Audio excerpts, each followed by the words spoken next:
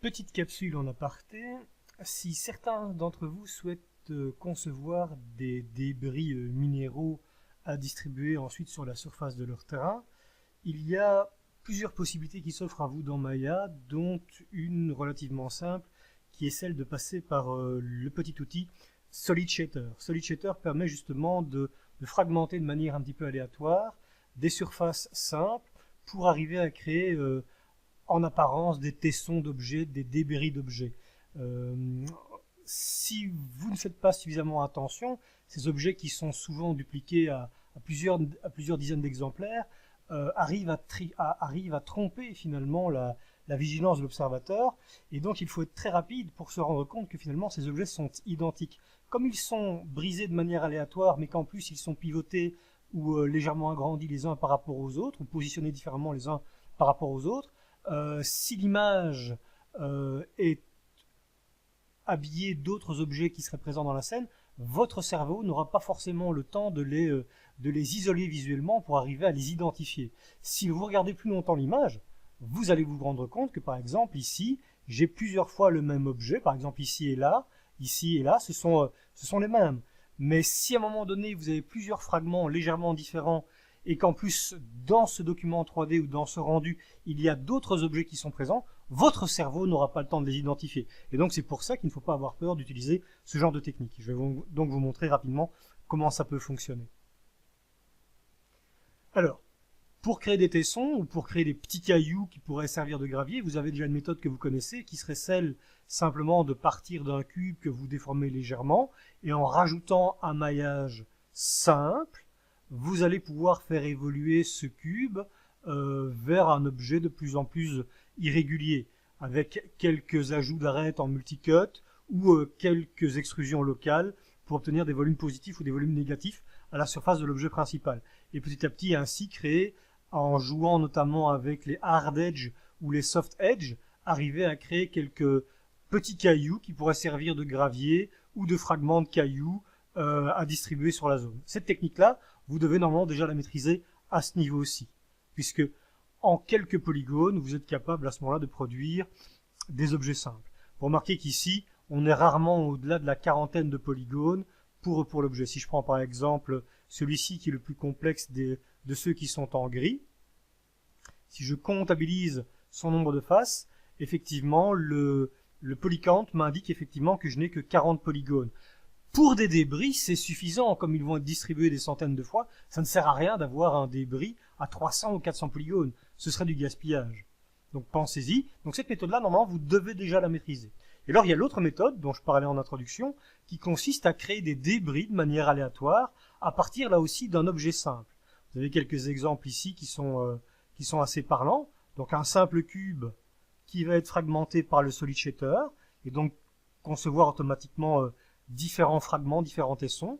Même chose pour un cube dont les arêtes ont été biseautées avec le chanfrein. J'ai réduit ici par la suite les fragments pour mieux les visualiser. Même chose sur cet objet-ci qui n'est jamais en fait qu'un cube avec quelques polygones. Également une fragmentation. Et même chose ici pour cet objet déjà un petit peu plus lourd, mais qui lui aussi peut être fragmenté. Alors, une fois que vous avez donc un objet simple, peu importe lequel, on pourrait reprendre le cube pour commencer. Je vais par exemple le dupliquer. Voilà. Le SolidShader est un outil qui est un petit peu planqué, qui se destine à l'origine à faire des productions d'objets modifiés pour les effets spéciaux, par exemple pour faire exploser un mur ou ce genre de choses. Donc il est souvent utilisé dans ce contexte-là. Attention, ce n'est pas le seul outil dans Maya qui permet de le faire. C'est un des outils les plus simples à utiliser. C'est pour ça que je vous montre celui-ci.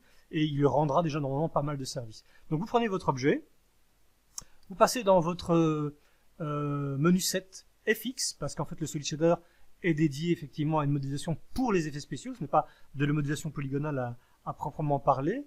Donc ici FX, et puis alors vous avez dans le menu déroulant, vous avez Effects, et là vous avez Shader. Attention, n'appliquez pas directement la fonction, prenez les réglages de la fonction, prenez les paramètres, en cliquant non pas sur le nom de la fonction, mais sur le petit carré qui est associé à la fonction, donc directement ici à droite du nom de la fonction. Vous prenez donc Shader. Shader permet de faire plusieurs choses. Il est par exemple capable de fragmenter une surface un petit peu à la manière d'une coquille d'œuf, donc une surface qui n'aurait pas d'épaisseur. Il est capable de faire un solid shader, c'est ce qui nous intéresse, donc d'arriver à créer une illusion de fragmentation d'un volume plein. Et donc à ce moment-là, vous avez des débris en volume. Et alors, vous avez le crack shader qui a pour objectif de créer des fissures à la surface d'un objet.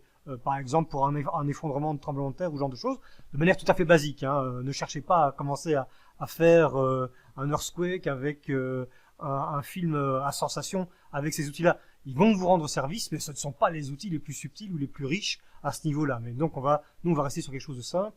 On va rester sur le solid shader. Et donc, la seule chose qu'on a à faire sur le solid shader, c'est valider quelques options. Par exemple, combien de shards vous souhaitez. Donc, combien de débris, combien de tessons vous souhaitez littéralement. Donc, ici, par exemple, sur mon cube, j'en voudrais par exemple 8.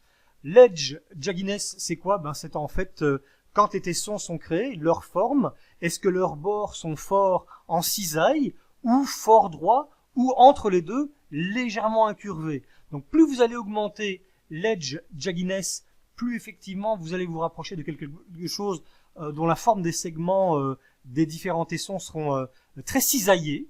Plus vous restez à proximité de la valeur 0, plus effectivement vous aurez des lignes droites. Et si vous êtes entre les deux, vous aurez de légères incurvations. On peut faire le test, on va faire d'abord un premier test avec un edge jagginess à 0. Le seed value, c'est une valeur aléatoire qui permet en fait de fragmenter à l'intérieur du volume de manière différente. Donc chaque fois que vous allez mettre un chiffre différent, vous allez avoir une fragmentation qui va être simplement différenciée. Donc peu importe ici le nombre, ça pourrait être une valeur très basse comme une valeur très très haute, ça n'a pas d'incidence, c'est simplement un motif aléatoire de découpe interne qui sera différent.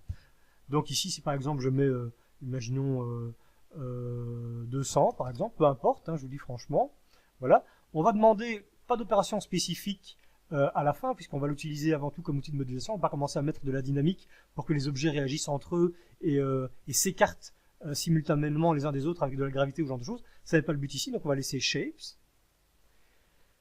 On va éventuellement lui demander, pour mieux lire les découpes, une fois qu'elles seront effectuées, d'appliquer automatiquement un nouveau matériel sur les faces internes de la scission des objets. Donc sur les tessons, les faces qui correspondront à l'intérieur du volume auront un matériau différent, ce qui peut être très pratique si par la suite on veut modifier ce matériau pour qu'il soit légèrement différent du matériau qui est appliqué sur les faces externes de l'objet.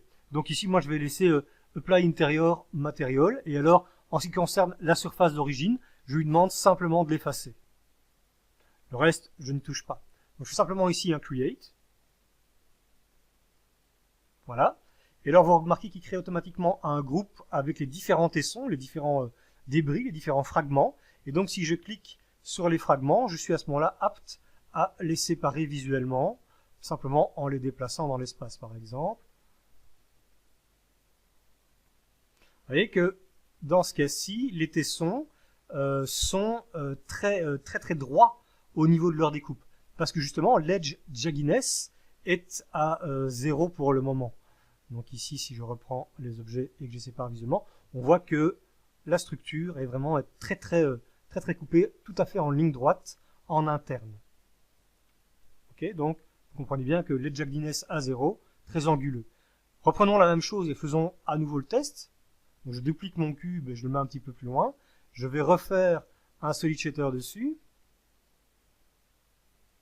Cette fois-ci, en mettant mon jagginess plus ou moins à moitié, donc 0,5, peu importe la valeur seed, vous pouvez taper votre date de naissance ou l'âge de votre grand-oncle, ça n'a pas d'importance. Et donc ici, Create. Voilà. J'ai ici donc un jagginess qui est un tout petit peu plus élevé, donc dans mon nouveau groupe, j'ai le même nombre de fragments, mais découpés légèrement différemment, un petit peu plus incurvé. Et comme ma valeur seed était un chiffre différent, la manière dont se fracturent les morceaux est également différente. Alors dans certains cas, ça risque de produire des charts, des tessons, des débris qui sont à peine visibles. Par exemple celui-ci, le tout petit groupe de polygones là, ça n'a aucun intérêt. Donc ce genre de fragments là, vous pouvez franchement les effacer. Vous pouvez directement les effacer en tant qu'objet. Donc ici, hop, hop, ça n'a pas beaucoup d'intérêt, ça non plus. Et donc ça me permet d'en garder un certain nombre qui sont ou non utilisables. Rien ne vous empêche de faire sur plusieurs cubes identiques des tentatives et de ne garder que les morceaux qui vous plaisent. Vous devez envisager le shader comme étant une espèce d'usine de découpe aléatoire pour faire des morceaux d'objets. Très pratique si vous voulez par exemple briser un vase ou ce genre de choses, ça peut être intéressant. Donc ici on voit bien donc la différence qu'il y a entre un Jagginess A0 et un Jagginess A05. D'accord ? Et donc c'est exactement le même principe, quel que soit l'objet dont vous démarriez pour effectuer ce type de fragmentation. Ça va ? Donc ça va pouvoir vous rendre service, notamment pour tous les petits objets, les petits débris que vous allez vouloir placer à la surface de votre terrain. Pensez-y.